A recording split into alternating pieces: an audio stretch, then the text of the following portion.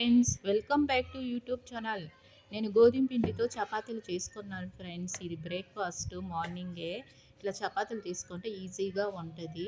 చూడండి, నేను వచ్చేసి ఒక ప్లేట్లో వచ్చేసి మిల్క్ వేసుకున్నాను. మిల్క్ వేసుకొని ఎగ్ ఉంది కదా, ఎగ్ వచ్చి అది బాగా కొట్టుకొని సాల్ట్ వేసుకొని ఈ మిల్క్లోనే వేసుకొని బాగా మిక్స్ చేస్తా ఉన్నా.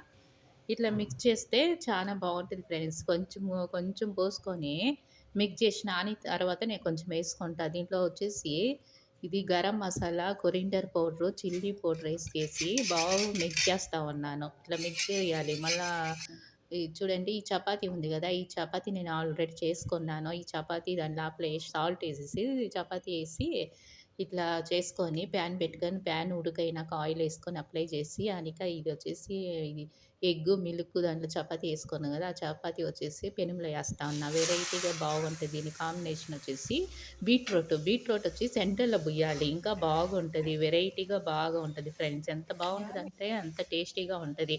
చూడండి, ఇంకోటిది గూడా అట్టే చేసుకుంటాను. మ్యాగ్నేట్ చేసి పెట్టుకున్నాను గదా! అది చూడండి, బీట్రూట్ ఏసినాను. ఆ చపాతీలో బీట్రూట్ ఏసి టమాటోస్ కెచప్ ఉంది. అది కెచప్ ఏసినాను ఫ్రెండ్స్. ఇట్టా పెప్పర్ గూడా ఏసుకోవచ్చు. చానా బాగుంటది. ఒకసారి మీరు చేసుకోండి. బాగా బాగా వస్తది. ఎప్పుడు ఎగ్గేసి మనం చేసుకుంటామో ఇట్లా హెల్తీకి గూడా బాగుంటది. ఎందుకంటే గోధుమ పిండిలో చేసింది. అదే బయట ఉంటాయి గదా!